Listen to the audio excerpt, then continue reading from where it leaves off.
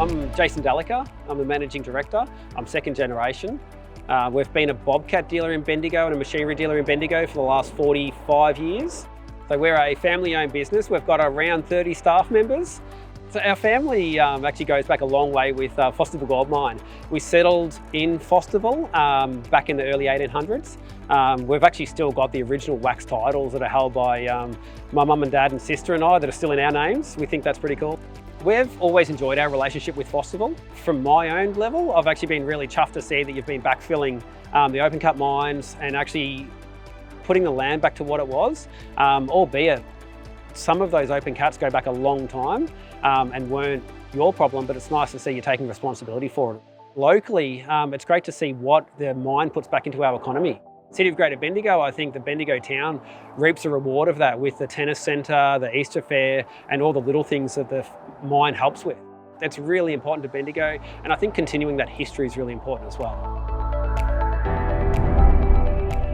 I'm Luke Fitzpatrick. I'm the Operations Superintendent for Deepcore. We do contracting drilling for multiple mines around the east coast of Australia. Yeah, current state for us is around 300 employees.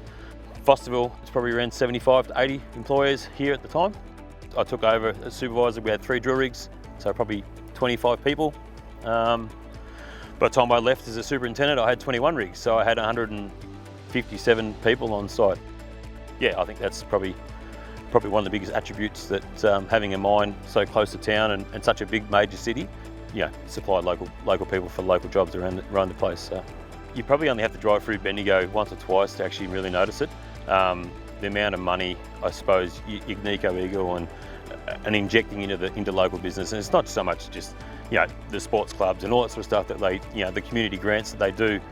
It's the people who work here. The majority of the people here, we don't have a lot of fly-in fly-out people here. At the moment I've got 80 people here at the moment. There's 3 people that's from Melbourne. The rest of them are all Bendigo. Deepcore and the FGM relationship, I think it's been a partnership. It's not been sort of a contractor sort of thing. Building a sustainable relationship between the two, and having innovation, drill sheds that no one else does in Australia, I suppose. But we've also engaged local business to build the sheds, and obviously the community grants that FGM and Ignico do for the community is wicked. It should continue to keep doing it. They do it every year, so hands down, it's good. I'm Brent Maltby. I'm the General Manager of Central Victorian Mobile Cranes, a local craneage and transport business that has been based in Bendigo for over 20 years. Central Victorian Mobile Cranes were engaged 20 years ago to be like a maintenance contract for FGM. It started off by moving the pipe that fed from the Epsom treatment plant out to the mine in the early days of when the mill was getting built, and since then, we've just developed from there.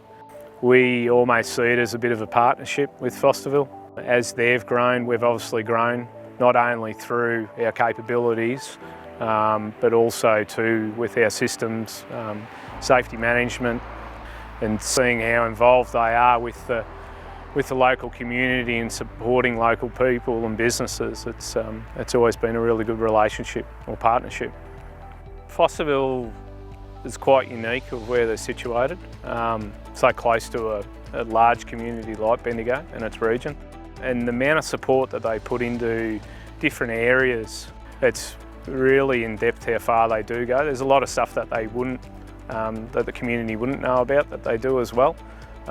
We see inklings from time to time because we get involved and we're asked to support or help in different areas, but they really do support the community in a really good way.